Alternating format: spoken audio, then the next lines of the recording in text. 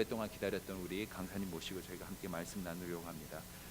우리 성경일 목사님 제가 좀 잠깐 소개를 드리면요, 저하고 비슷하게 고등학교 때 미국에 오셔서 저보다는 연배가 많으시죠. 근데 이제 저처럼 비슷하게 이제 고등학교 청소년 시기 때 미국에 오셔서 1.5세로서 미국에서 학교 다 마치시고 또 풀러에서 디민을 공부를 하시고 일본 선교사로서 몇 년 동안 사역을 하시다가 여러분 잘 아시는 얼바인 손인식 목사님 계시는 얼바인 베델 교회에서 예삼교회 담임 목사로서 오랫동안 청년 사역을 하신 귀한 우리 목사님이십니다. 제가 목사님을 처음 뵀던 거는 제 10대 때 만났습니다. 제가 고등학교 때 우리 목사님을 만났습니다. 뭐 내일 찬양 세미나 때도 잠깐 뭐 설명을 하시겠지만 여러분 잘 모르실 텐데 1.5세들 특히 이제 90년대 초반, 2000년대 초반에 이렇게 LA나 이렇게 미주에서 신앙생활 하신 분들 사이에서는 찬양 쪽으로는 아주 굉장히 한 획을 그으신 아주 귀한 그런 사역자셨습니다. 그래서 제가 그때부터 10대 때부터 제가 굉장히 존경하고 또 동경하고 또 이렇게 부쩍 따르던 그런 선배이자 또 멘토이십니다. 지금은 북가주에 있는 새누리교회 지금 담임으로 계시고요. 지금 여전히 담임 사역하시면서도 또 원래 선교사 출신이셨기 때문에 다양한 나라에 매년 여러 군데를 다니시면서 선교의 그 불꽃을 놓지 않고 계시는 귀한 우리 목사님이십니다. 더 이상 뭐 소개할 필요가 없을 것 같습니다. 나오셔서 이제 말씀 전해주시면 아마 제가 어떤 마음으로 이분을 모셨는가 여러분께서 아마 직접 확인할 수 있으리라고 믿습니다. 우리 시간에 소 목사님 올라오실 때 여러분 뜨거운 박수로 환영해 주시면 감사하겠습니다.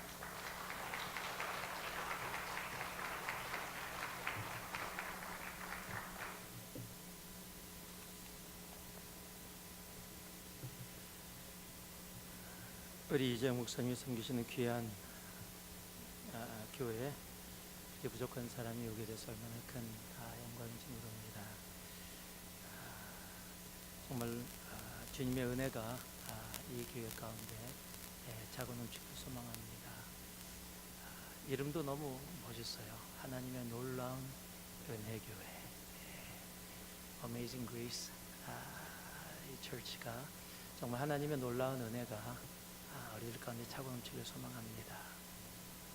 제가 원래 에너지가 많이 넘치는 사람인데 여기 도착해서 우리 목사님이 숙소에 데려다줘서 숙소에서 옷을 갈아입으려고 하는데 갑자기 머리가 어지럽더니 거의 쓰러질 뻔했어요.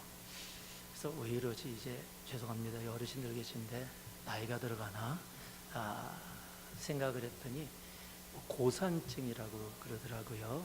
그래서 지금도 솔직하게 조금 머리가 띵합니다. 제가 리노를 그렇게 자주 이쪽을 웃지 않는 사람이라서 그런지 혹시 말씀을 전하다가 이상한 헛소리가 나오면 제가 아니라 고산증 때문인지 저는 우리 목사님이 너무 거창하게 소개해 주셨는데 10대 때 미국에 와서 이제 50대 중반이 되었습니다.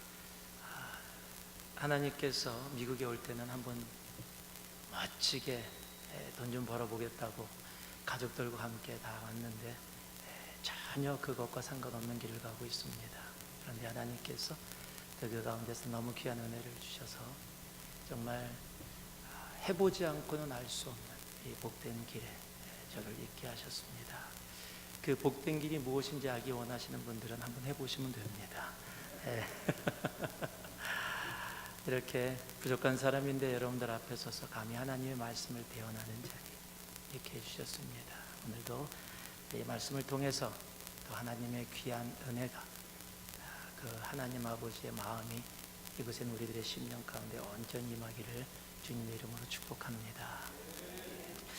우리 다 같이 일어나 보시면 어떨까? 일어나셔서 우리 하나님 말씀 같이 함께 봉독하고, 저희 교회에서는 하나님의 말씀을 봉독할 때 함께 일어나서 함께 합니다. 그래서 여러분 조금 귀찮으시겠지만은 함께 사무엘상 13장 8절에서 13절까지 말씀을 여러분이 가진 성경으로 비춰서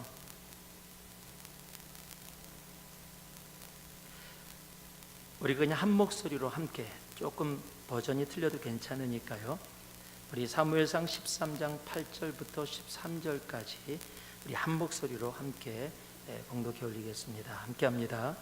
사울이 사무엘의 정한 기한대로 이레를 기다리되 사무엘이 길갈로 오지 아니하매 백성이 사울에게서 흩어지는지라. 사울이 가로되 번제와 화목제물을 이리로 가져오라 하여 번제를 드렸더니 번제 드리기를 필하자 사무엘이 온지라. 사울이 나가 맞으며 문안하매 사무엘이 가로되 왕이 행한 것이 무엇이뇨? 사울이 가로되 백성은 나에게서 흩어지고 당신은 정한 날 안에 오지 아니하고 블레셋 사람은 믹마스에 모였음을 내가 보았으므로 이에 내가 이르기를 블레셋 사람은 나를 치러 길갈로 내려오겠거늘 내가 여호와께 은혜를 강구치 못하였다 하고 부득이하여 번제를 드렸나이다. 사무엘이 사울에게 이르되 왕이 망령대행하였도다. 왕이 하나님 여호와께서 왕에게 명하신 명령을 지키지 아니하였도다. 그리하였다면 여호와께서 이스라엘 위에 왕의 나라를 영영히 세우셨을 것이오늘. 아멘. 자리에 앉으시기 바랍니다. 잠시 기도하겠습니다.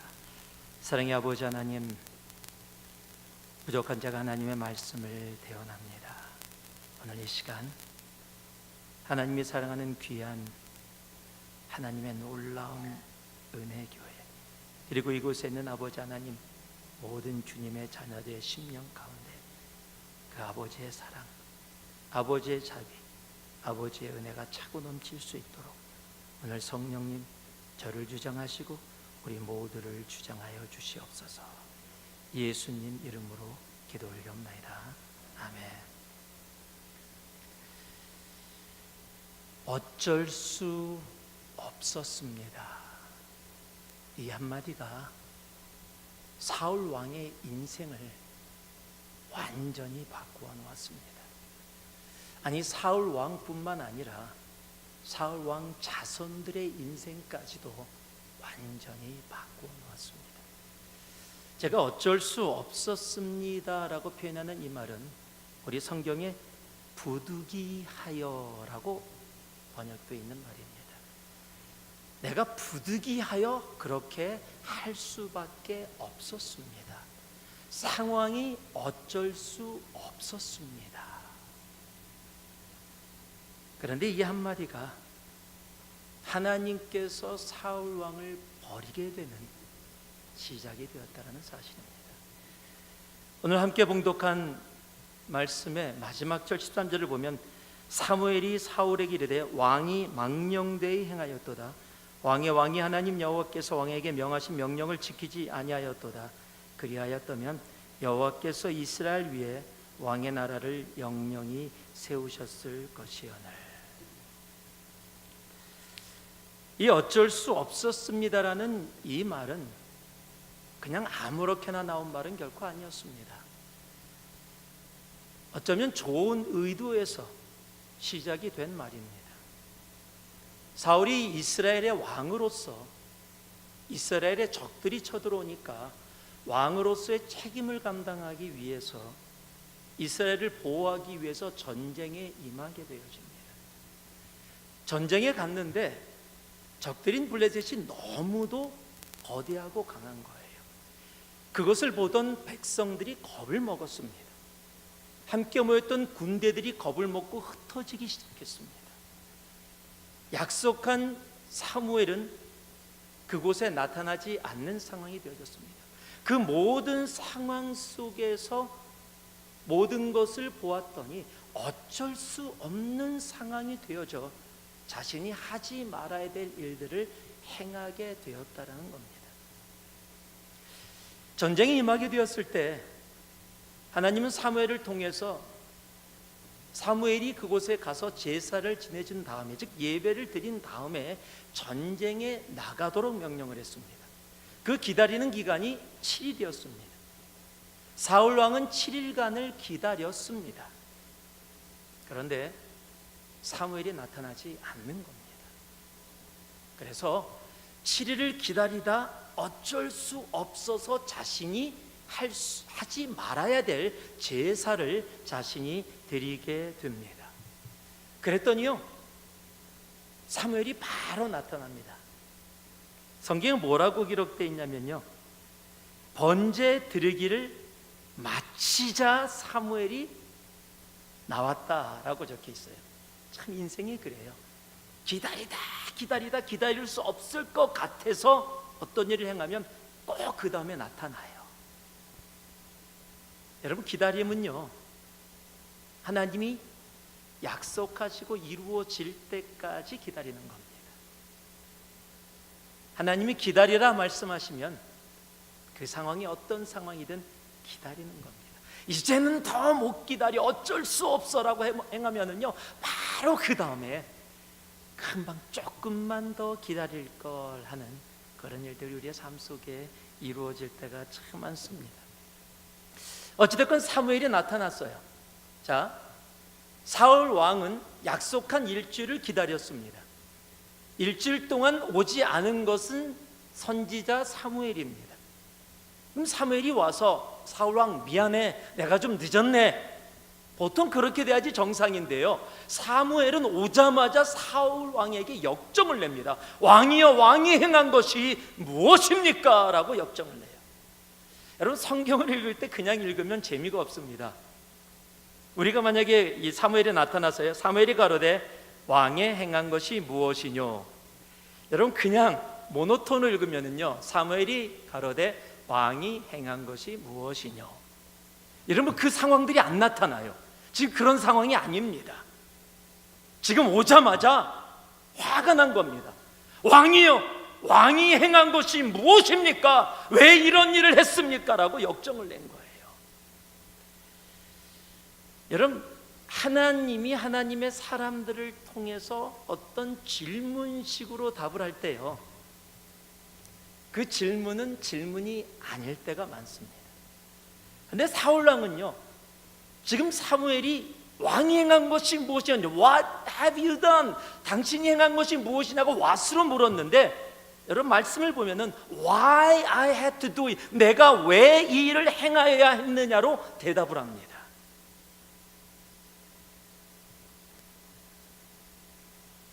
사무엘은 분명히 무엇을 했느냐고 물었는데 사울 왕은 왜 행했는지를 답을 합니다. 다시 말씀드립니다. 성경에 종종 나타나는 하나님의 질문은 질문이 아닐 때가 많이 있습니다. 여러분, 그런 경험하시는지 모르겠어요. 특히 우리 남편분들, 밖에 나가서 일 열심히 하고 뛰다가 집에 들어오면 피곤하면 그냥 양복을 그냥 벗어버리고, 보통 이 양복 바지, 요즘은 조금 양복 바지를 타이트하게 입어서 그렇지 않은 분들이 많은데, 예전에는 양복 바지를 좀 루슨하게 입었습니다. 그래서 혁띠를 풀으면 양복 바지가 쭉 하고 내려가는, 아마 지금도 그런 양복 바지 가지신 분 계실 거예요. 요즘은 이제 타이트하게 입어서 좀 안 그럴지 모르는데, 너무 피곤하니까 우아기를 아무데나 던져놓고 혁띠를 탁 풀더니 바지가 쫙 내려가면 그대로 나오기만 하면 아주 편해요. 그냥 양복 그대로 내려가 있습니다. 그리고 피곤하니까 양말을 벗으면, 또 양말의 특징이 있죠. 벗으면 말린다. 네, 동글동글하게 말린 냄새나는 양말 아무데나 탁 벗어놨어요. 그리고서 소파에 탁 누워서 쉬고 있는데 그때 아내가 들어옵니다. 딱 보자마자 양복 그대로 내려와 있지, 우아기 아무데나 가 있지, 양말은 동글동글 말려서 돼 있지. 화가 나니, 여보 이게 뭐예요? 내가 그렇게 얘기했잖아. 이게 대체 뭐예요? 라고 소리 지를 때 남편이 그거 양복인데? 라고 얘기하면 큰일 납니다. 그 양복 바지인지 몰라서 여보 이게 뭐예요? 라고 하는 게 아니죠. 내가 몇 번이나 얘기했어요. 그렇게 벗어놓지 말라고.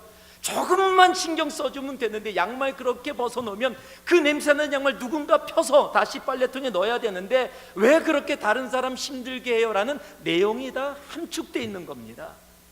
여러분, 지금 주님께서 사울 왕에게도 사무엘을 통해서 What have you done은 지금 사울 왕이 무엇을 했는지 몰라서 묻는 질문이 아니라 아무것도 아니었던 너라는 존재를 이스라엘의 왕으로 세운 존재가 나인 줄 네가 모르느냐.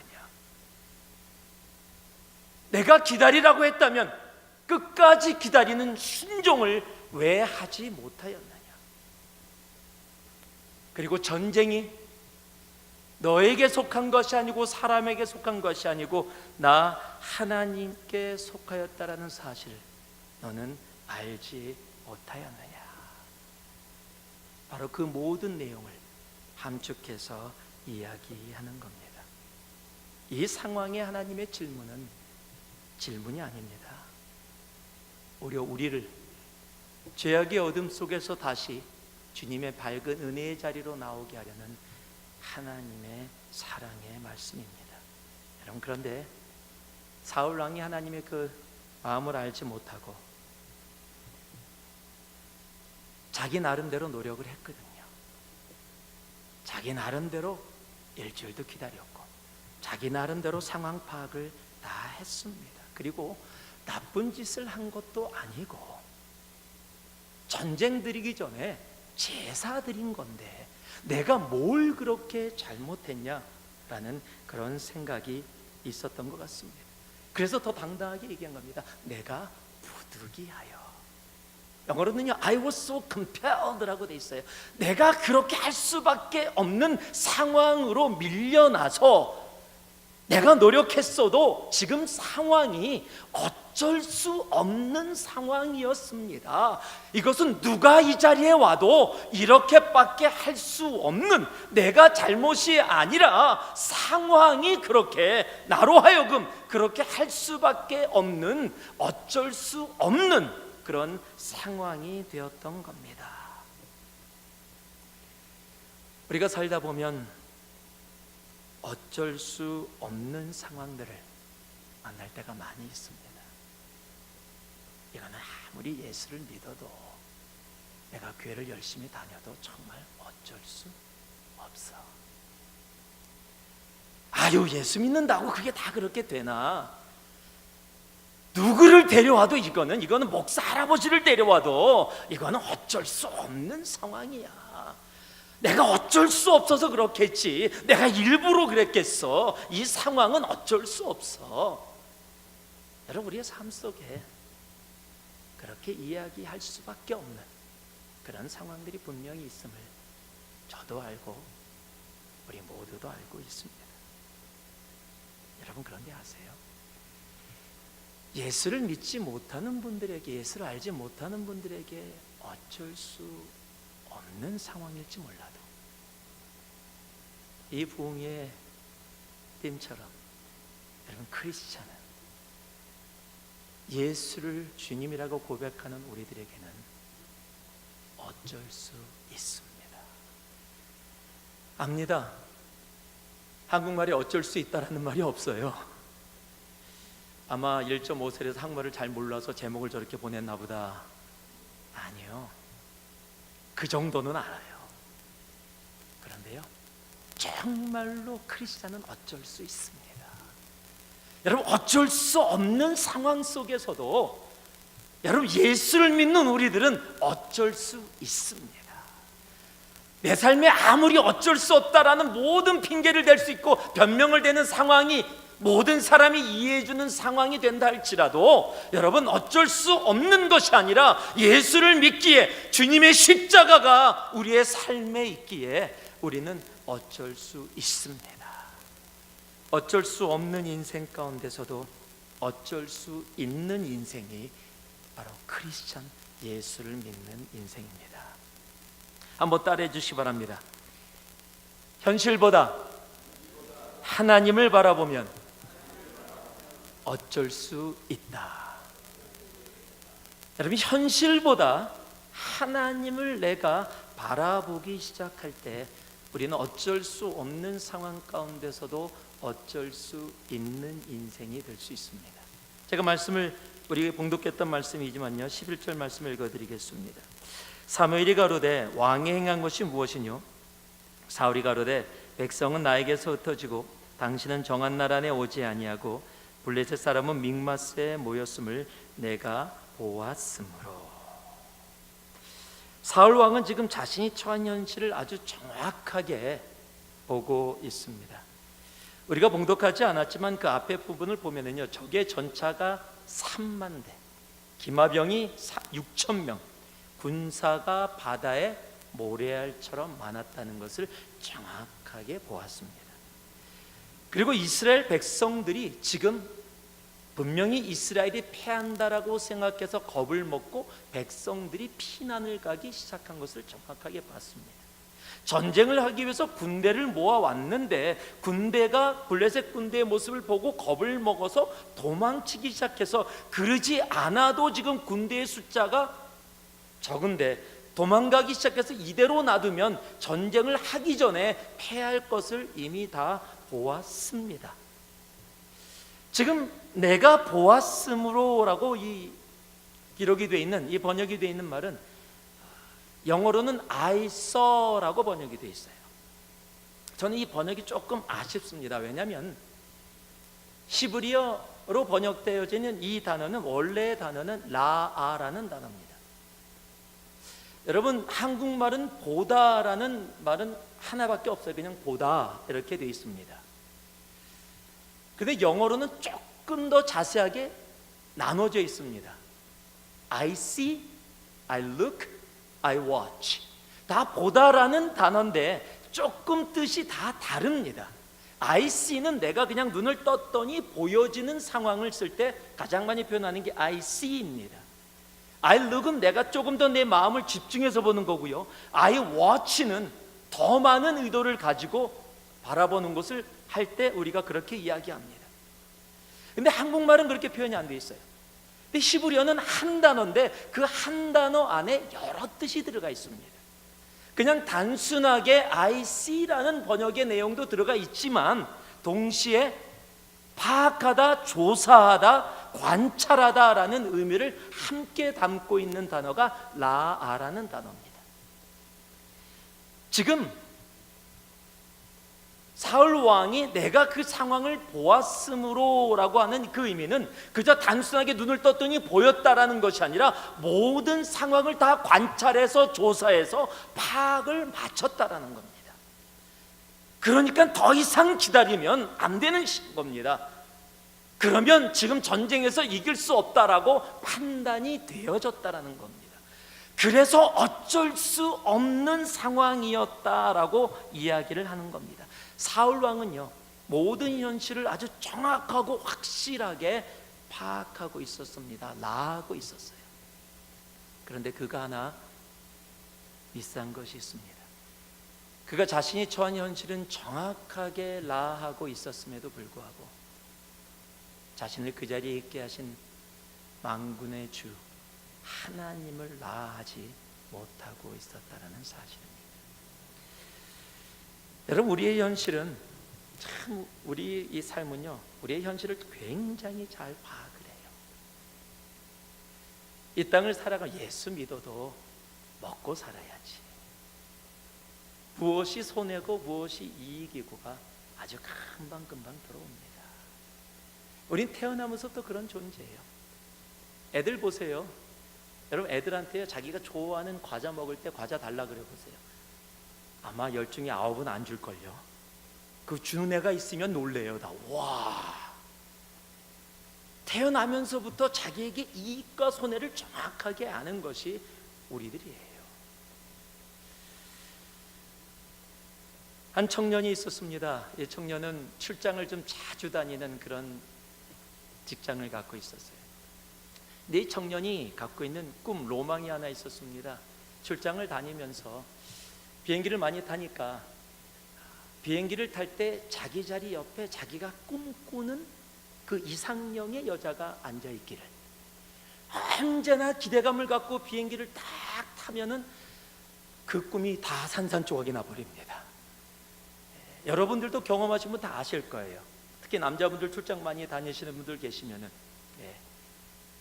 한 번도 그런 것이 안 이루어지는 거예요. 그래서 거의 다 포기하고 있었습니다. 그날도 아무 생각 없이 이젠 포기한 상태로 비행기를 딱 탔는데 이게 웬일입니까? 자기 자리 옆에 지금까지 꿈꿔왔던 놀랍게 아름다운 여인이 앉아있는 거예요. 막 가슴이 뛰기 시작했습니다. 이 기회를 놓칠 수 없다 생각을 했어요. 그래서 앉아서 말을 거는데 아니나 다를까 예쁜 여자는 도도하다. 아무리 말을 걸어도 예스, 노로만 대답을 하는 거예요. 그러니까 말이 이어지지 않는 겁니다. 고민을 했습니다. 그러다가 이렇게 아이디어를 냈어요.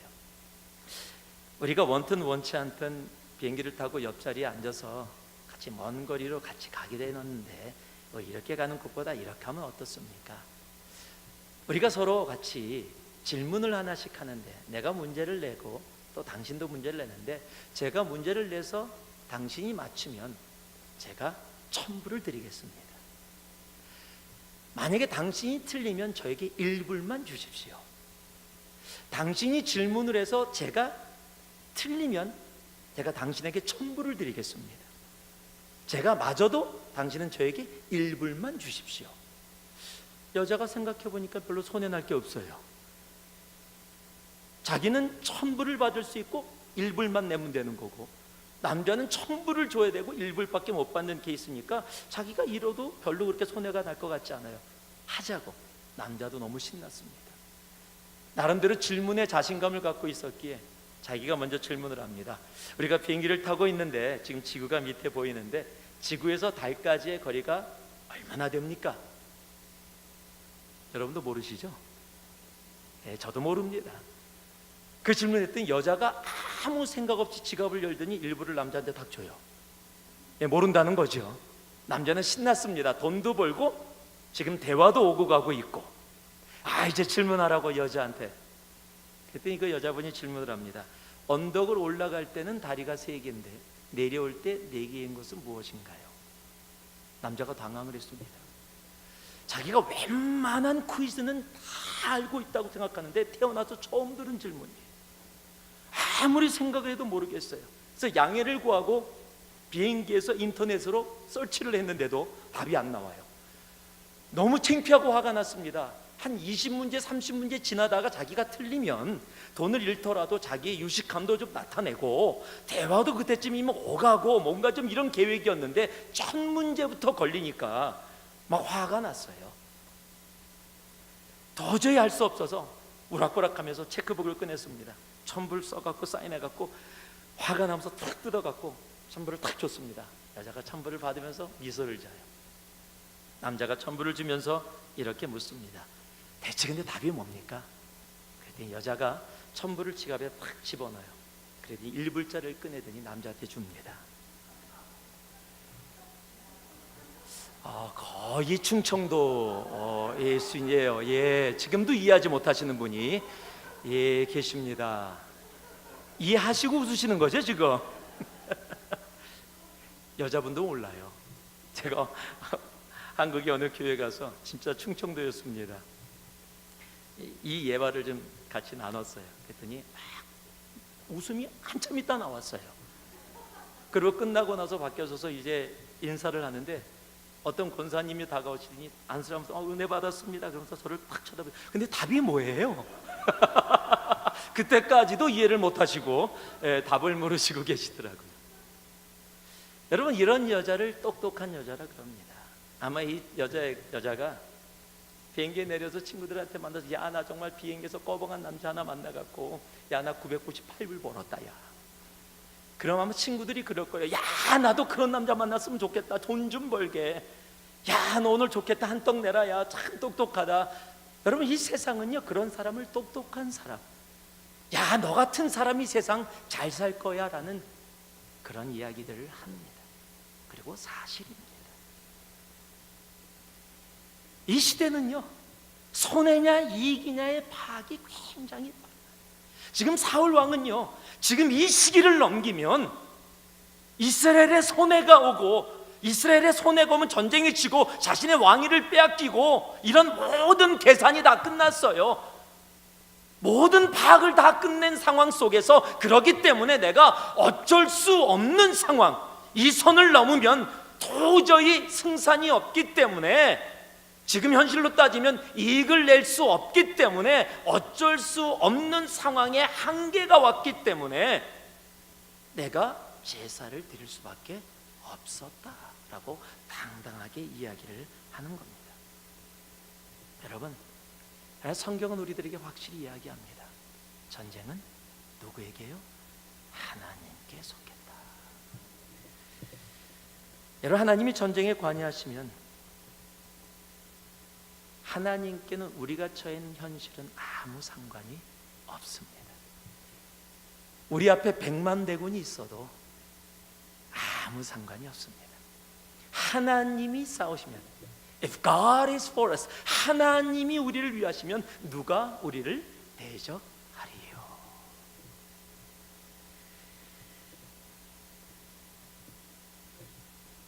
역대하 20장을 보면 하나님께서 전쟁 가운데 역사하시고 우리의 삶의 전쟁이 그에게 속해 있음을 조금 더 자세히 알 수 있습니다. 역대하 20장을 보면 모압과 암몬의 연합군이 이스라엘, 즉 유다를 향해서 달려옵니다. 그때 유다의 왕이 여호사밧이라는 왕이었는데, 그 여호사밧 왕이 지금 모압과 암몬 족속이 자신을 공격하려 온다는 소식을 듣고 이길 수 없는 상황임을 파악하고 온 백성들에게 금식을 선포하고, 성경은 여호와께 낯을 향했다라고 해요. 하나님만을 바라보러 기도하러 갑니다. 지금 현실은 도저히 이길 수 없는 상황입니다. 그것이 성경에 기록되어 있는데 제가 한번 읽어드리겠습니다. 역대하 20장 15절을 보면은요, 야시엘이 가로되 온 유다와 예루살렘 거민과 여호사밧 왕이여 들을지어다. 여호와께서 너희에게 말씀하시기를 이 큰 무리로 인하여 두려워하거나 놀라지 말라. 이 전쟁이 너희에게 속한 것이 아니요 하나님께 속한 것이니라. 자, 이 전쟁이 너희에게 속한 것이 아니라 하나님께 속하였다고 말씀하기 이전에 하나님이 뭐라고 말씀하시면 두려워 말라라는 거예요. 왜 두려워하고 있어요? 이 큰 무리로 인하여. 지금 하나님도 이스라엘이 감당할 수 없을 정도의 적들이 큰 무리임을 인정하고 계세요. 그 큰 무리가 우리 눈에 보이니까 겁을 먹을 수밖에 없는 겁니다. 나를 죽이려는 적이 강하게 달려오고 우리는 그 적을 상대할 수 있는 힘이 없는 상황이니까 두려움에 빠질 수밖에 없는 거예요.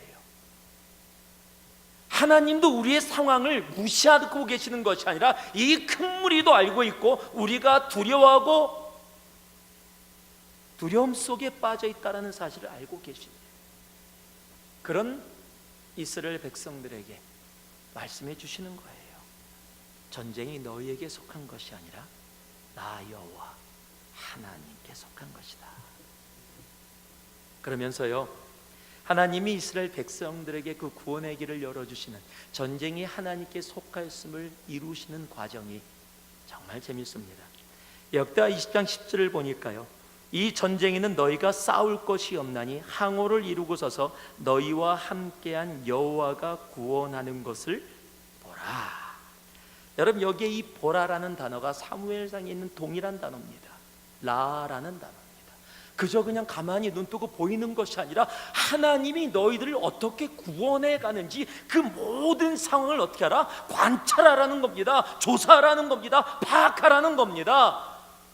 지금 너 눈앞에는 큰 무리가 있어서 질 수밖에 없다라고 두려움에 떨고 있지만 이 전쟁에서는 너희가 싸울 것이 아무것도 없다. 나 여호와가 그 전쟁 속에서 어떻게 너희를 구원하는지를 너희가 보라. 여러분, 그런 기대를 갖게 되죠. 하나님이 어떻게 지금 이 전쟁 가운데 구원하시나. 그런데 하나님이 이스라엘 백성들에게 내리신 명령은 너무도 이해가 되어지지 않아요. 그 적들이 다가오는데 그 큰 무리가 이스라엘을 무너뜨리기 위해서 달려오는데 뭐라고 명령하시냐면 찬양대가 가장 앞장서서 그 적들을 향해 나아가라라는 겁니다. 자신을 죽이려고 지금 칼과 창을 가지고 달려오는데 여러분, 노래 부르면서 가라라는 겁니다. 이게 뭐예요? 자살이에요. 거의 죽으러 가라는 겁니다. 지금 아니 찬양, 지금 적들이 그렇게 다가오면 갑자기 너희 구원하는 것을 봐라 그러고 뭐 천군 천사를 보내주셔서 갑자기 어떤 일을 이루셔야 되는데 그 전에 하나님은 꼭 우리로 하여금 주님 앞에 나아가게 하기 원하시는 것이 있어요. 여러분, 전쟁이 하나님께 속하였음을 온전히 바라보는 것은 세상의 현실을 파악하고 무의를 보는 것이 아닙니다. 우리 하나님, 찬양이 뭡니까? 바로 하나님을 하나님으로 인정하는 행위가 찬양입니다. 여러분 그렇게 지금 나아가라고 얘기하고 있는 겁니다. 그랬더니 어떤 결과가 일어났어요? 역기하 20장 20절에 그 노래와 찬송이 시작될 때 여호와께서 복병을 두어 유다를 치러 온 암몬 자손과 모압과 세일산 사람을 치게 하심으로 저희가 패하였으니, 하나님이 그 전쟁에서 이스라엘 백성들이 이기게 하십니다. 여러분 세상은 이런 내용을 보고 말도 안 된다고 이야기할 겁니다. 여러분 현실적으로 바라보면, 현실을 내가 파악하고 조사한다면 이거는 바보 같은 일입니다. 적이 나에게 칼과 창을 가지고 달려오는데 내가 그 앞에서 노래 부르고 나간다고요? 그런다고 뭐가 돼? 맨날 예수 믿는다고 교회 가서 예배 드린다고 뭐가 돼? 찬양한다고 뭐가 돼? 여러분 돼요. 안 믿으시나요? 여러분 됩니다. 하나님이 하시기에 됩니다. 예수를 믿는 하나님의 자녀들이 하는 찬양이기에 하나님이 구원하심을 우리들에게 보여주십니다. 1980년대 말에 80년대 중국이 열리면서 한국에서 미국에서 많은 목사님들이 중국에 많이 가서 이 중국에 복음을 전하기도 하고, 또 중국에 계신 목사님들, 지도자들, 목사님 지도자라고 하지만은 신학교를 제대로 나오지 않고 그저 은혜 받아서 교회를 지도하는 분들이었기에 많은 신학적인 지식을 갖고 있지 않으셨어요. 뜨거움은 있으셨지만 그들을 모아놓고 하나님의 말씀을 체계적으로 그렇게 가르쳤습니다. 저도 그 시대 중국에 가서 많이 또 그분들하고 함께 나눌 수 있는 그런 기회들이 있었습니다. 제가 아는 한 분이 그때 중국에 가서 많은 말씀을 가르치고 왔습니다. 그 중에 하나가 굉장히 좀 아마 이 본당보다 한 3분의 1 정도 되는 그런 방에 수백 명이, 한 50명 들어가면 앉을 수 있는 자리에 의자도 없이 수백 명이 그냥 앞뒤 좌석도 없이 뒤에 사람 다리가 구부려 갖고 내 히프에 닿게, 그리고 옆 사람 어깨가 닿았고 어깨 움직이기도 힘든데 지금 여름입니다. 그렇게 그냥 꽉 앉아갖고 3박 4일 동안, 일주일 동안 막 하나님의 말씀을 받는데 땀을 뻘뻘 흘리면서도 그냥 목사님이 하시는 마음 그 통역으로 듣는데도 불구하고 다 일일이 노트해가면서 쉬지 않고 아침부터 저녁까지 그냥 말씀을 받느라고 정성이, 목사님이 그 모습을 보고 은혜를 받으셔서 자신도 그냥 있는 것 다 쏟아내면서 막 가르치기 시작하셨어요. 근데 한 3일 지나니까 목사님이 너무 힘들어졌어요. 그래서 하루 강의하시다가 너무 지치니까 우리 같이 오신 분들에게 양해를 구했어요. 우리 계획은 없지만 30분만 좀 쉽시다. 제가 너무 지금 힘이 들어서 30분만 쉬고 여러분들도 좀 밖에 공기 좀 쐬고 오세요. 그리고 다시 30분에 하겠습니다라고 나아가는데, 다 일어나서 나갈 줄 알았는데 갑자기 앞에 앉아있던 찬양 인도자가 탁 올라오더니 우리 이 시간 쉬는 것보다 함께 찬양합시다 그러더래요. 그런데 전혀 불평 없이 찬양을 시작하는데, 찬송가를 부르는데, 우리 찬송가 보통 우리들이 부르는 찬송가입니다. 요즘 나오는 노래와 찬송가의 차이는, 요즘 나오는 노래는 음을 쫓아 부르기도 가사도 힘들다. 찬송가는 처음 불러도 따라 부르기가 쉽다. 그런 찬송가를 부르는데 우리는 보통 찬송가 3절, 4절, 많으면 5절, 6절 이렇게 돼 있는 것들 있죠. 목사님이 말씀을 좀 오래 전하고 안 끝나나라고 하는데 드디어 끝난 다음에 이제 마지막 찬송하고 우리 예배 마치겠습니다. 그리고 마지막 찬송을 딱 폈는데 6절짜리야. 그럼 무진장 화가 납니다. 짧은 것도 많은데 긴 거 골라갖고 그러지 않아도 예배가 길었는데, 그런데 중국은 은혜를 받으면 계속 가사를 붙여요. 그래서 그 찬송가가 가사가 몇 절이냐면 125절짜리입니다. 125절짜리 찬송을 부르니까, 지금 반복된 찬송입니다. 지금 심플한 리듬으로 반복되는 찬송을 120절을 부르는데 가사 하나가 굉장히 강해요. 하여튼 찬송을 하는데 그냥 사람들이 눈물 콧물을 흘리면서 막 정말로 뜨겁게 찬양을 하는 거예요. 목사님이 나갔다가 이제 30분 지나서 들어오는데 아직도 찬양을 하고 있는 거예요. 그래서 목사님도 찬양을 끊지 못하고 기다리고 있었습니다. 근데 그들의 찬양하는 모습이 너무 진지한 거예요. 그 찬양을 드리고 한 곡이 딱 끝났더니 1시간 15분이 지났어요. 그러니까 찬송 한 곡 했는데 1시간 15분이 지난 겁니다. 그래서 이제 정말 열심히 찬양하신다라고 생각하고 올라가서 또 강의를 하려고 앞으로 나아가는데 찬양 인도자가 눈을 감고 찬양을 하면서 우리 이 찬양 다시 한 번만 합시다. 여러분, 만약에 우리 미국 이문교회에서 누가 그렇게 하면은 아마 다음날 그 찬양 인도자 몰매 맞을 겁니다. 그런데 중국 분들 그 찬양을 다시 눈물을 흘리면서 뜨겁게 달았어요. 중국의 기독교인들이 약하다고 할지 모르지만은요, 지금도 중국의 기독교인들 핍박 속에 있습니다. 그러나 그곳에 하나님이 역사하시네 놀라운 일들이 지금도 그 땅에서 이루어지고, 여러분, 그들은요 힘들고 가난하고 어려운 상황 속에 예수를 믿으면서도 열방을 가슴에 품고 세계의 선교를 위해서 1000만 명의 선교사를 작정하고 보내기로 하고 기도하고 준비하는 민족이 중국의 기독교인들입니다. 어리석다고요? 말이 되지 않는다고요? 아니에요. 여러분, 그들의 눈에는 주님밖에 보이지 않는 겁니다. 주님만 바라보기에 비록 세상 사람들의 눈에는 어리석게 보이는지 몰라도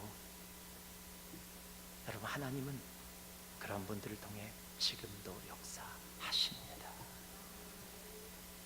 누가 그런 농담을 하더라고요.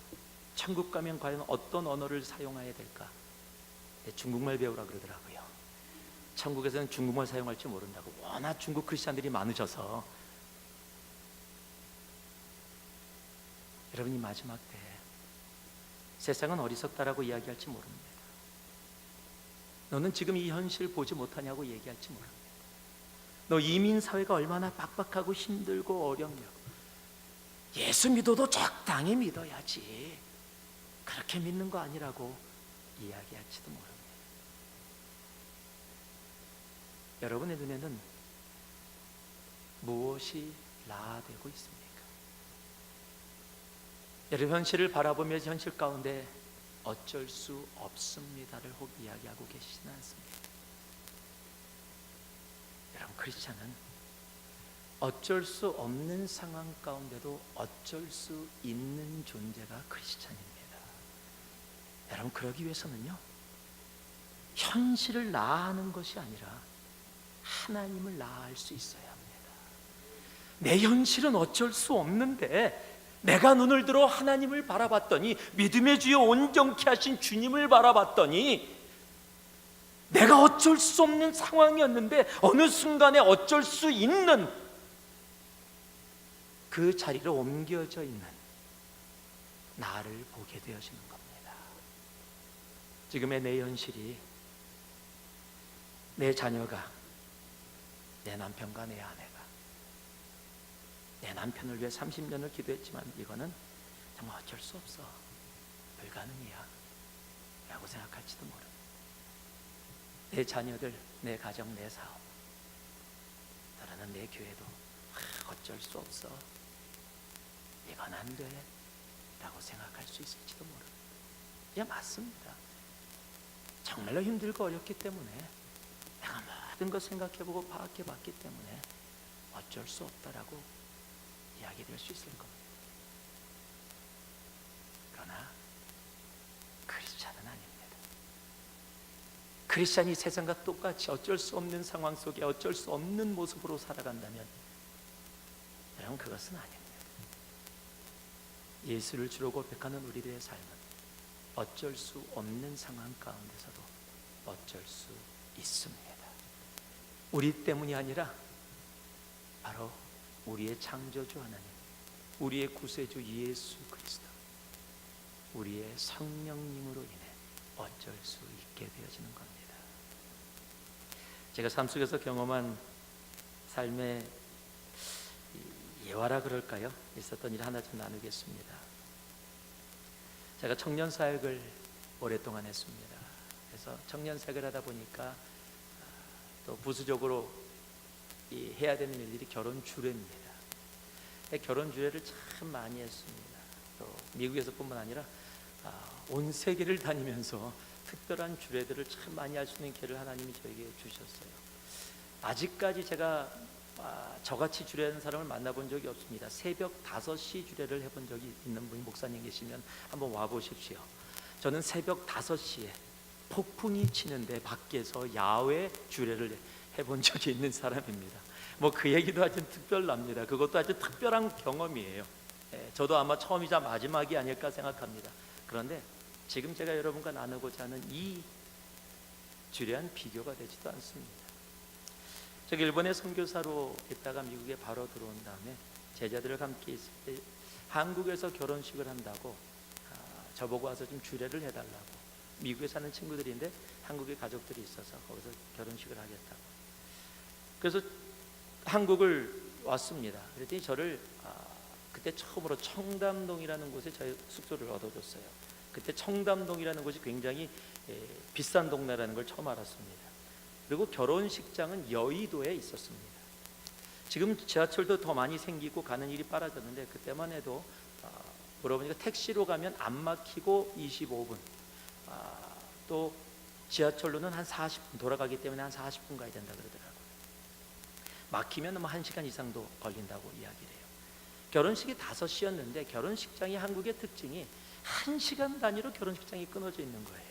5시 결혼식 있고 6시 결혼식, 7시 결혼식. 그래서 결혼식을 45분 안에 마치고 또 15분 동안 준비하고 다음 팀이 들어오고 이렇게 돼 있더라고요. 저보고 이 제자가 목사님 몇 시까지 오실래요? 그래서 몇 시까지 가면 돼? 그랬더니 5시 결혼식이니까 뭐 2시나 3시 정도까지 와서 좀 미리 준비하고 편히 쉬다가 하시면 어떠냐. 그래서 알았다고. 뭐 미국에서 한국까지 왔는데 뭐 일찍 좀 가 있는 게 뭐가 그렇게 대수겠습니까? 그러자고 얘기했어요. 그래서 이제 2시 정도에 택시로 한 25분 걸린다 그러니까 30분 정도 걸린다 그러니까 나왔습니다. 1시인가 2시 정도에 나와서 택시를 타려고 하는데 그때 전화가 왔어요. 미국에서 같이 있었던 그 친구랑 알던 제자가 있는데 수원에서 전도사로 그때 섬기고 있었어요. 전화가 오더니 목사님 지금 결혼식 가시죠? 그래서 그래. 그랬더니 그럼 좀 기다리세요. 제가 지금 차 타고 출발했는데 목사님 픽업해 갖고 결혼식장을 같이 갈게요. 그러더라고요. 그래. 그럼 나 택시 안 타도 되고 너 올 거야? 그래. 그럼 빨리 와. 그러고서 이제 기다리고 있는데 얘기를 짧게 하면 3시, 4시가 됐는데도 안 오는 거예요. 그래서 5시까지 가야 되는데 지금 결혼식장에서 목사님 어디에 보세요? 그래서 빨리 갈게. 그러고 이제 있는데 그 친구한테 전화를 했더니 이게 토요일인데 미국은 토요일 날은 보통 주중에는 트래픽이 있다가 토요일은 트래픽이 없잖아요. 그런데 강남은 트래픽이 토요일 날 엄청 많은 거예요. 그걸 모른 거예요. 그 친구도 미국에 살다 가서 모르고 저도 모르고 전화가 왔는데 17km가 남았대요. 17km면은요 이제 10마일 정도밖에 안 되고 그냥 뚫리는 거리면은 10분 안에 올 수도 있는데 한국에서 17km면은 1시간이 걸릴지 또 트래픽 상황에서 어떻게 될지 모르는 거예요. 근데 목사님 조금만 더 기다려. 아무래도 안 되겠다. 4시 15분까지 기다렸어요. 이제 5시까지 가야 되는데 이제 더 이상 늦으면은 이 택시도 안 될 것 같아서 밖에 나가서 택시를 잡아 탔습니다. 아저씨 저 여의도까지 어디 빨리 좀 가주세요. 네. 그러고서 부웅 하고 떠나는데 호텔 코너를 돌자마자 바로 막혔는데 앞에 파란불인데 차들이 완전히 막혀 있어요. 움직이질 않는 겁니다. 거기서 20분을 지체했어요. 지금 4시 35분입니다. 이제 25분 남았어요. 지금 전화는 계속 오고 있어요. 목사님 어디쯤 오고 계세요? 가고 있어. 좀만 기다려. 그래서 택시에서 내렸어요. 그런데 그때가 12월 20일입니다. 12월 제가 20일을 기억해요. 제가 생일이 12월 19일이에요. 제가 그래서 날짜를 기억합니다. 제 생일 다음 날이었어요. 그래서 내려서 무작정 강가로 뛰었습니다. 여기를 좀 벗어나고 보자. 그래서 막 뛰어. 그 당시 12월 달이니까 추운데 저는 미국에 사니까 춘추복밖에 없었습니다. 양복이. 그리고 결혼식 때 입으려고 롭을 갖고 있었고 전화기를 들고 성경책을 들고 좀 추웠죠. 그렇지만 차를 타고 내려서 다시 차를 타고 올 거라고 생각했기 때문에 자켓도 없었습니다. 막 뛰다가 신호등을 지나니까 조금 뚫리는 것 같아요. 그래서 택시를 다시 잡아찼어요. 아저씨한테 얘기했습니다. 아저씨, 제가 2배, 3배 드릴 테니까, 한국 총알택시라 그러는데 지금 제가 5시에 결혼식이 있습니다. 지금 빨리 좀 가주세요. 알았습니다. 그러고서 강변도로로 가기 위해서 길목을 딱 들어섰는데 웬일입니까? 앞이 안 보이도록 차가 막혀 있어요. 아저씨 어떻게 좀 해주세요. 제가 어떻게 합니까? 할 방법이 없습니다. 그런데 그때 시계를 보니까 4시 45분, 15분밖에 안 남았어요. 이제는 헬리콥터가 와도 불가능이에요. 제가요 얼마나 당황을 했는지, 차에서 그 아저씨한테 요금을 내고 내리면서요 그냥 강가로 무작정 뛰었어요. 그런데 막 눈물이 나오는 거예요. 하나님, 제가 미국에서 와서 제자 결혼식 주례하면서 축복해 주기 위해서 왔는데 지금 저주하게 생겼어요. 지금 결혼식을 못하게 생겼어요. 평생을 기다려온 결혼식을 제가 축복은 못해줄 망정 망치게 생겼어요. 꿈이라고 생각이 돼서 제가요 막 뺨을 때렸다니까. 이제 너무 아파. 이게 꿈이 아니에요. 막 하나님께 기도했어요. 주님, 막 하늘을 바라보면서요 막 주님, 이를 어쩝니까? 제가요 태어나서 처음이자 마지막으로 다른 사람 결혼식을 위해 그렇게 콧물 눈물 흘리면서 기도해 본 적이 없어요.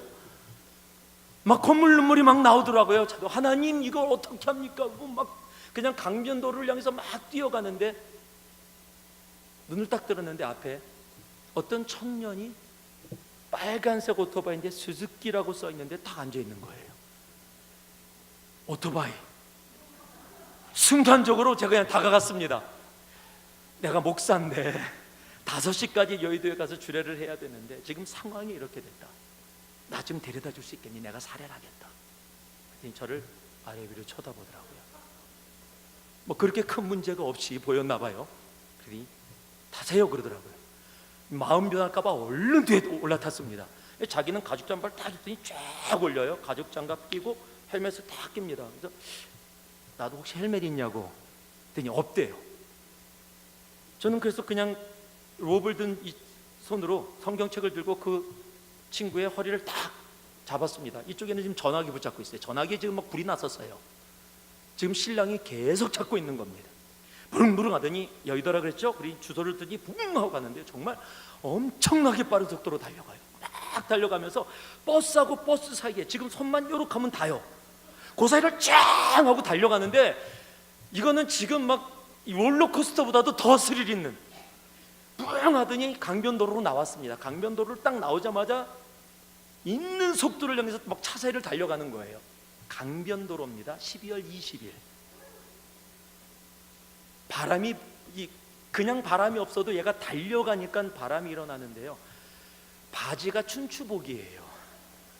12월 달 강바람이 바지 속으로 들어오는데 다리가 혼자 떨어요. 막 손은 얼어서 감각이 없어요. 그렇다고 이 손을 놓을 수도 없잖아요. 너무 떨어지는데.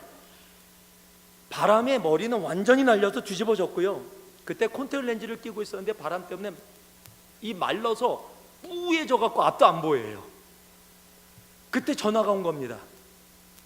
딸 울리는데 봤더니 여보세요 그러는데요. 이젠 목사고 뭐고 화가 났어요. 신랑이 지금 미국에서 비행기표까지 줘갖고 숙소 얻어줘서 지금 데려다 놓고 주례해달라 그랬는데 지금 주례장이 안 나타나니까 어디 있다고 얘기도 안 하고 목사님 대체 어디예요? 그러는데 턱이 얼었어요. 나 말 못해. 그러고 끊어버렸어요. 나중에 얘기 들으니까요 막 결혼식장은 난리가 난 거예요. 막 달려가 갖고요 그 상태에서 여의도 결혼식장 앞에 딱 섰습니다. 몇 시게요? 4시 59분. 여러분 드라마를 써도 이렇게 못 씁니다.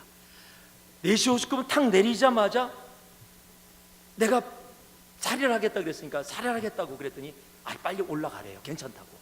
보통 때 같으면 뭐 주소나 받고 전화번호라도 받을 텐데 지금 그럴 여유가 없었어요. 그냥 고맙다고 인사하고 팍 올라갔더니요 딱 들어서자마자 신랑 신부 앞에 손님 만나라고 서 있는데 하얗게 서 있고 하얗게 서 있는데 제가 딱 들어섰는데 주례 목사가 얼굴 빨갛게 머리 완전히 다 뒤집어졌지요. 이거 완전히 몰골이 돼갖고 딱 나타나니까 이게 무슨 상황이냐고 그냥 쳐다보고 있는 거예요. 내가 나중에 설명할게. 그리고 화장실로 들어갔어요. 들어가서 대충 정리하고 나왔더니 안내하는 사람이 있더라고요. 주례 목사님이에요. 그렇다니까 빨리 쫓아오래요. 뒤쪽으로 돌아서 이런 곳에 딱 나왔습니다. 딱 앞에 섰어요.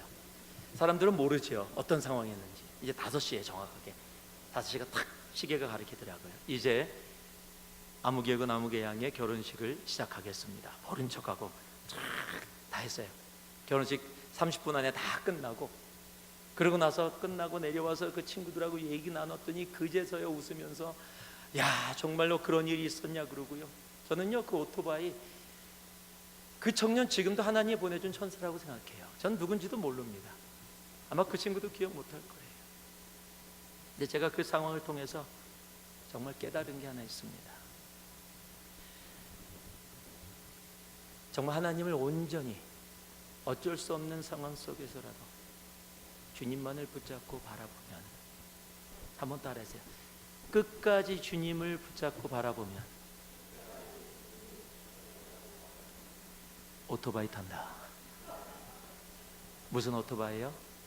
영적인 오토바이. 수줍기 말고요, 영적인 오토바이 탑니다. 어쩔 수 없는 상황 가운데서도 어쩔 수 있는 상황으로 하나님은 인도해 주십니다. 여러분, 어쩔 수 없다라고 이야기하지 맙시다. 사울 왕처럼 어쩔 수 없었다니까요. 일주일 기다렸다니까요. 한번 보세요. 적들이 이렇고요, 내 백성들이 겁을 먹고요, 군사들이 도망가고 있다니까요. 이 상황에서는 누구도 어쩔 수 없어요라고 이야기하지 말자고요. 어쩔 수 없다고 이야기한 그 순간 이스라엘의 왕으로 계속해서 하나님의 축복된 자가 될 수 있었던 사울 왕이 하나님께 버림받는 사람이 되었다라는 사실입니다. 우리 어쩔 수 없는 상황 만납니다. 수없이 만났고 앞으로도 만나게 될 겁니다. 아니, 지금도 어쩔 수 없는 상황을 지나는 주님의 자녀들이 있을 수 있습니다. 그러나 우리를 영원한 죽음에서 영원한 생명으로 옮겨주신 우리 예수 그리스도를 온전히 바라본다면, 믿음의 주요 온전케 하신 그만을 바라본다면, 아무리 어쩔 수 없는 상황이라 할지라도 하나님 우리를 어쩔 수 있는 인생으로 옮겨주십니다. 하나님을, 현실을 바라보는 우리들이 아니라 정말 하나님을 바라보는 우리들이 주님의 이름으로 축복합니다. 제가 11절을 다시 한번 읽어드리겠습니다. 사무엘이 가로되 왕이 행한 것이 무엇이뇨? 사울이 가로되 백성은 나에게서 흩어지고 당신은 정한 나라 안에 오지 아니하고 블레셋 사람은 믹마스에 모였음을 내가 보았으므로. 지금요, 사울 왕이 하는 이야기가 있습니다. 내가 어쩔 수 없었습니다 이야기 전에 그 이유가 뭐냐면, 당신은, 사무엘은 정한 나라 안에 오지 아니하고. 어쩔 수 없는 상황에서도 남을 탓하기보다는 내 탓이요라고 이야기할 수 있는 사람은 어쩔 수 있는 인생으로 옮겨집니다. 사람은요, 죄가 들어온 이후로 내 잘못보다 남의 잘못이 훨씬 더 잘 보입니다. 사울 왕은 지금 사무엘의 꾸지람을 듣자마자 화가 나서 이렇게 답하는 겁니다. 당신이 약속을 어겼기 때문 아닙니까?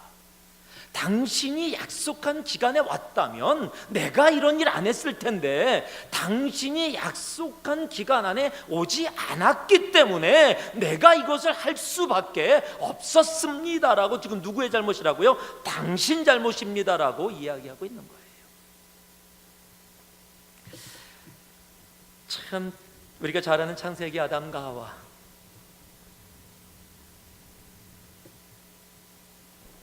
바로 당신 잘못입니다. 서로 간에 아담은 하와를, 하와는 뱀을, 그리고 그 뱀을 창조한 하나님을 내 잘못이라기보다는 다른 사람의 잘못을 먼저 찾는 것이 우리입니다. 여러분, 성경을 보면 사울 왕의 잘못보다 어쩌면 다윗 왕의 잘못이 더 클지도 모릅니다. 제가 예전에 나쁜 다윗이라는 제목으로 설교를 했던 것을 기억합니다. 왜냐면요, 여러분 사울왕 분명히 하나님의 명령을 어기고 불순종했습니다. 그러나 불순종으로 따진다면 다윗 왕이 훨씬 더 심했으면 심했지 결코 덜하지 않습니다. 자신과 평생 함께한 장군을, 그 아내를 탐해서 그 불륜을 숨기려고 적지에 보내서 죽게 만드는 살해한, 여러분 아주 파렴치한 인간이 다윗입니다. 여러분 그런데요, 하나님이 다윗을 뭐라고 불러요? 내 마음에 합한 자, Man after God's own heart, 하나님의 마음을 쫓아오는 자라고 칭찬을 해주십니다. 여러분 사울과 다윗의 차이가 뭐예요? 왕이여 당신이 행한 것이 무엇입니까? 라고 외칠 때 사울은 뭐 했어요? 지금 내가 이렇게 할 수밖에 없었더니 어쩔 수 없는 상황은 당신 때문 아닙니까? 라고 사무엘에게 그 잘못의 이유를 넘겨버렸습니다. 그런데 다윗은 하나님이 나단 선지자를 통해서 바로 당신이 그 친구를 죽이고 그 양을 빼앗은 나쁜 사람입니다 라고 손가락질 했을 때 다윗은 어떻게 했습니까? 눈물을 흘리며 통곡하며 회개합니다. 성경은 은유법으로 뭐라고 표현하고 있습니까? 그가 눈물을 너무 회개의 눈물을 많이 흘려서 그 침실이, 그 자신이 갖고 있었던 모든 것들이 그 눈물에 동동 떠다녔다라고 표현할 정도로 그가 회개했다. 그리고 그 상황 속에서 다윗이 진 시가 바로 우리가 너무도 잘 아는 시편의 말씀 아닙니까? Create me a clean heart, 정결한 마음 주시옵소서. 여러분 사울과 다윗의 차이는 어쩌면 그렇게 크지 않습니다. 내 탓이냐? 아니면 내 탓이냐? 당신 때문에 그러면 손가락질이 나가고요, 내 탓이라고 하면 회개의 자리에 나아가게 됩니다. 그리고 그 차이는 엄청납니다. 여러분 다른 사람의 잘못을 보기 시작할 때는요, 어쩔 수 없는 상황 속에서 어쩔 수가 없어요. 그런데 그 상황 속에서 나의 잘못을 바라보게 되어지면 내가 회개의 자리에 나가게 되고, 그러면 어쩔 수 없는 상황 가운데서도 어쩔 수 있는 인생이 되어질 수 있는 겁니다. 어떠세요? 부부간에 에이구 우리 남편이 조금만 더 잘하면, 아유 그냥 우리 자식이 조금만 더, 그런 얘기를 할 때 보면은 전부 다 나는 그래도 거의 뭐 좀 부족하지만 그래도 나는 내가 보기엔 괜찮게 하고 있는데 내 남편 때문에 내 인생이 이렇게 꼬인 거예요. 지금 이놈의 자식 때문에 내가 지금 꼬인 거예요. 나는 나름대로 신앙생활 잘 하려고 그랬는데 이 옆에 있는 이 집사 때문에 내 인생이 자꾸 꼬이는 거예요. 아, 목사가 잘했으면 다 교회가 괜찮을 텐데, 아, 목사가 잘못하니까 이렇게 꼬여진다고 생각하는 거예요. 아, 이 성도가 잘못하니까 꼬여진다라고 생각하는 거예요. 여러분 그러면요 어쩔 수 없어요. 우리도 어쩔 수 없습니다라고 이야기할 수밖에 없어요. 그리고 어쩔 수 없는 상황 속에서 우리는 사울 왕의 그 길을 걸어가게 되는 겁니다. 여러분 그런데요, 그 상황 속에서 나의 잘못을 주님 앞에 내려놓고 회개하며 나아갈 때 주님 내 탓입니다. 여러분 그곳에 하나님의 놀라운 역사심이 임하는 겁니다. 그리고 그곳에서 어쩔 수 없는 상황에 있었던 나의 인생이 어느 순간에 어쩔 수 있는 인생으로 옮겨져 있는 나를 발견하게 되어지는 겁니다. 누구를 탓하시겠습니까? 오늘도 내 마음속에 누구를 탓하겠어요? 아, 저 사람 때문에, 이 일 때문에, 이 상황 때문에. 아니요, 바로 내 죄 때문입니다. 우리가 회개의 자리에 나아가야 합니다. 내가 주님 앞에, 주님 나의 죄입니다, 나의 잘못입니다, 주님 앞에 회개합니다. 우리가 그 회개의 자리에 나아갈 수 있을 때 어쩔 수 없는 모든 환경에 어쩔 수 있는 나의 삶으로 다가오게 되어지는 겁니다. 회개 자리에 나아갈 수 있는 우리가 되기를 주님의 이름으로 축복합니다. 그것이 예수를 믿으면서 크리스찬으로서 경험할 수 없었던 놀라운 하나님의 기적과 같은 경험을 하게 되어지는 겁니다. 혹시라도 내 마음속 아직도 저 사람 때문에, 저것 때문에 손가락질하는 것들이 있다면 오늘 주님 앞에 다 내려놓고, 하나님, 내 죄입니다. 주님 앞에 회개합니다. 무릎 꿇어 기도하며 나아갈 수 있는 우리가 되기를 주님의 이름으로 축복하고 축복합니다. 우리 12절 말씀 같이 한 번만 읽어볼까요? 12절 말씀입니다. 함께 읽습니다. 이에 내가 이르기를 블레셋 사람은 나를 치러 길갈로 내려오겠거늘 내가 여호와께 은혜를 간구치 못하였다 하고 부득이하여 번제를 드렸나이다. 내가 여호와께 은혜를 간구치 못하였다 하고 부득이하여 번제를 드렸나이다. 여러분, 어쩔 수 없는 상황에서도 예배가 예배되어지면 어쩔 수 있습니다. 여러분, 예배는 부득이하여 드리는 것이 아닙니다. 자, 부득이하여 번제, 예배를 드렸나이다 라고 고백을 해요. 한 목사님이 교회를 개척하셨습니다. 그럼 개척해서 이 개척교회에 한 사람, 한 가정이 오는 것이 얼마나 소중한지, 보통 목사님들이 그런 얘기를 하세요. 막 설교를 하다가 갑자기 뒤에 문이 딱 열리면 그냥 모든 신이 끌려간대요. 새로운 사람이 오나 해갖고. 그것이 개척교회 목사의 보통 모두의 마음입니다. 그래서 이분도 개척교회를 했는데 한 구석에 별로 이렇게 눈에 띄지도 않는 곳에서 개척교회를 시작했는데 한 달이 지나고 나서 갑자기 새로운 사람들이 오기 시작하더니 매주 새로운 사람이 오는 거예요. 여러분, 얼마나 기쁘겠어요. 매주 새로운 사람들이 들어오니까. 이 새로운 사람들이 오면 만나서 얘기를 하는데 놀라운 공통점이 있는 거예요. 다들 사람의 소개를 받고 온 거예요. 누구 소개를 받고 왔나 했더니 그 교회 밑에 가면 큰 길 옆에 조그만 골목이 있는데 꽤 유명한 점집이 있는데 이 사람들이 점을 보러 갔는데 당신은 예수 믿어야 살아. 그래서 깜짝 놀라지. 어디에 교회 있는데 그 교회가? 그래서 왔다는 거예요. 점쟁이가 전도를 해서 한 주도 아니고 매주마다 새로운 사람이 오는 거예요. 목사님이 새로운 사람이 오는 것은 너무 좋은데 너무 궁금한 거예요. 대체 왜 이 점쟁이가 왜 전도를 해서 교회로 사람을 보내주나? 한번 가서 물어보고 싶은데 목사 입장에 점쟁이를 만나러 가는 것도 좀 그렇고 그 앞에까지 갔다가 망설이고 돌아오고를 한두 번 한 게 아니에요. 그날도 너무 궁금해서 그 점집까지 갔다가 에이 아니지, 괜히 또 점집 들어가는 거 누가 보면 오해할까봐 그냥 돌아섰는데 갑자기 점집 문이 딱 열리더니 어이 목사님 여기서 뭐 하세요? 빨리 들어오세요. 점쟁이가 목사님을 아는 거예요.